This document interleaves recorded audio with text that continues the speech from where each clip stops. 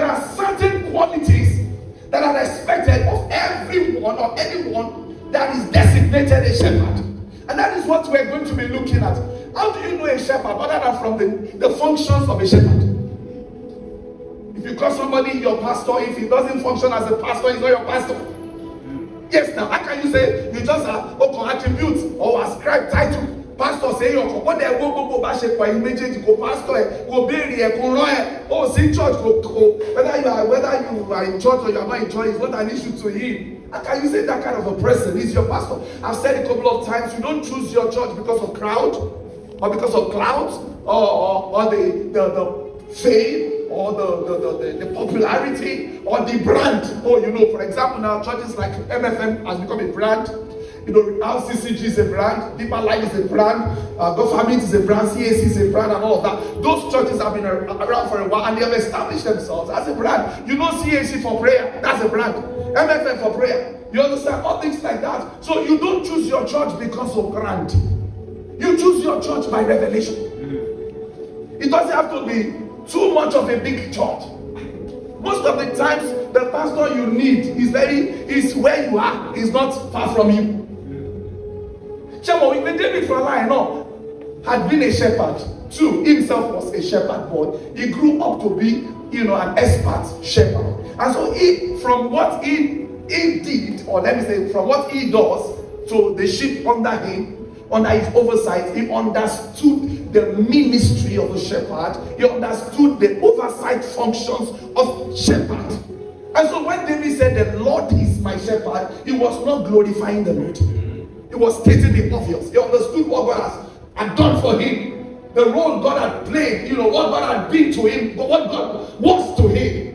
What the role that his father could not play in his life, God played it. Are you listening to me? The role that his mother could not play in his life, God played it. That was why the same lady said, when my father and my mother forsake me. Have you read that place?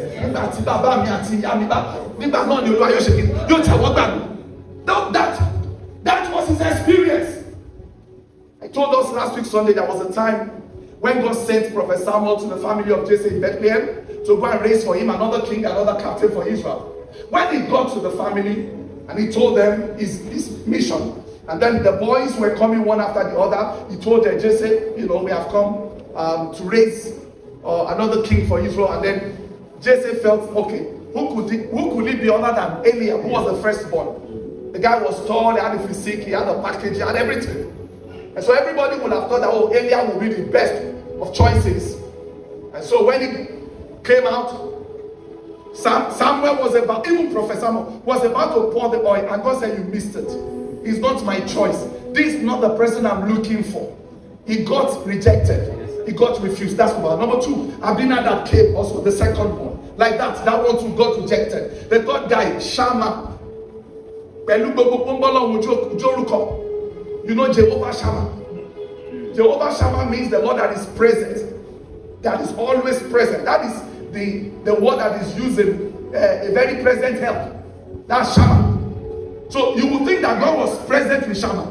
But on that day, thank you. On that day, God was not present. He got rejected.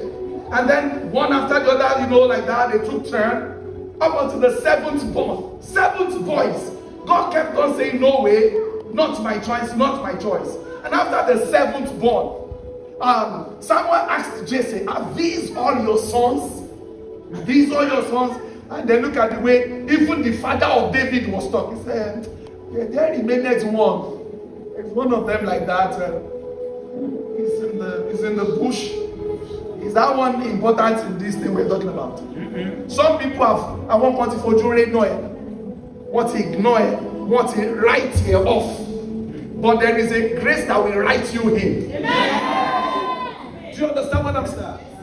Samuel told them, you may have written that boy off, but we will not all sit down until he comes. Your generation is tiptoeing. They are waiting for you. Are you listening to me? The Bible says, next expectation of creation.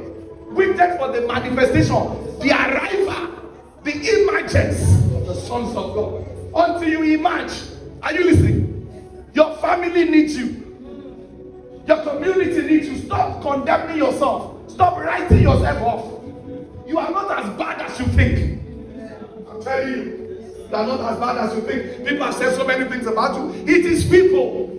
They are just people. That's people for you. Some of you have been living your life to impress people, to please people. You are wasting your time because they will not be pleased.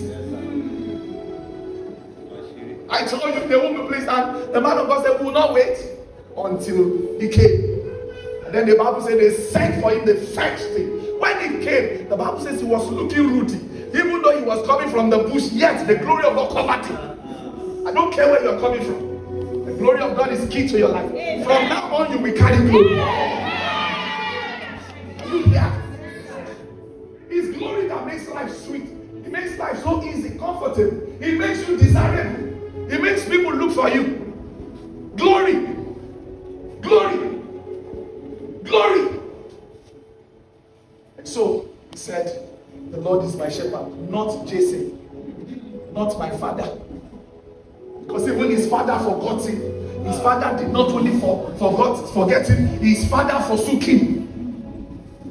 Some of you have been forgotten, you have been forsaken. But there is a shepherd that can never forget you and that can never forsake you.